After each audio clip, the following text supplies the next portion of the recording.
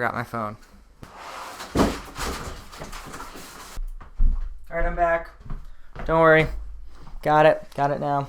Hey YouTube, does anybody out there watch New Girl, that show? One of the main characters, Winston, always wears bird shirts like this. I always think of this when I wear this shirt.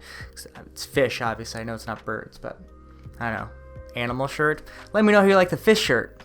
Chapter 8 of The Crippled God just finished. The first half of this chapter is a little bit of a letdown after the heights of the last chapter.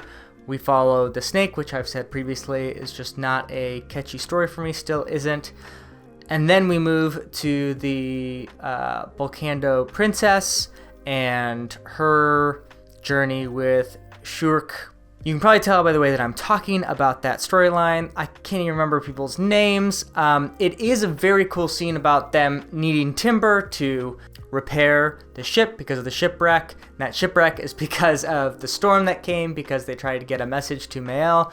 So it's very interesting experiencing consequences that we don't normally experience in fantasy series as a whole.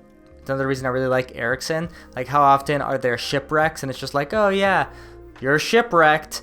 But here they actually go through like the specific things that would happen in a shipwreck. Like, they'd still probably have the hull. They would need to find wood somewhere so that they could repair the hull, hopefully. They would need to have at least enough crew to be able to man the pumps and, you know, all these details that normally aren't dwelt on.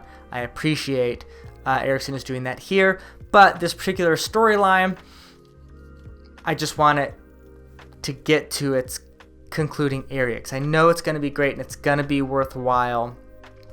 I think Felash is going to be a pretty awesome sorceress when push comes to shove, probably with the Forkrilla Sail in the future, but for now, not the most interesting of storylines.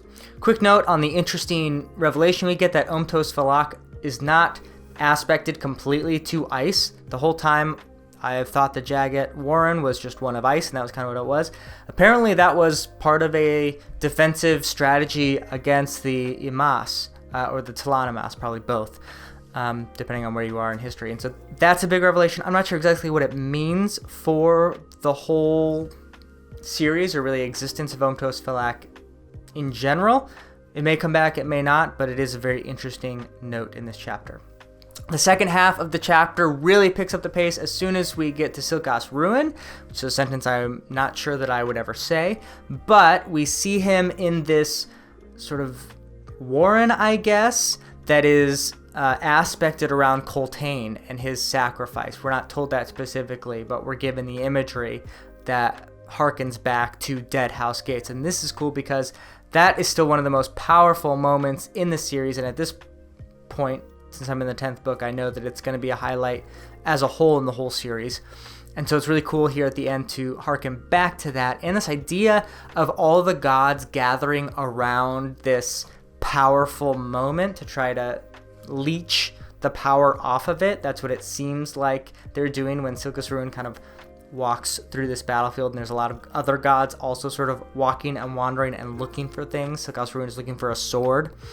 I think that is a definite foreshadowing of what we're going to see with the Crippled God, this convergence of gods and powers trying to seep the power from the Crippled God and his heart, we now know, wield it to various ends. So it's not even just the weight of the end of humanity if the Forkrilla Sail are able to get the heart, but also the tension of who actually gets this power and what will they want to do with it. Will it be with a god that we generally have an affinity for, like Shadow Throne, depending on your viewpoint, Cotillion or Mael, or is it going to be some of the more sinister ones, or is it going to be a third party?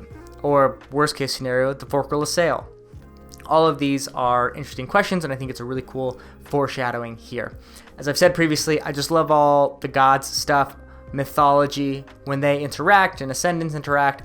It's just so cool. It's one of the highlights of this series whenever this happens, and especially when Shadow Throne is involved, because he just gives off such a great vibe of being sure of himself, but also sort of insane, and it's always played so well. Like, that character in Erikson's mind is so well defined, and it comes across on every page.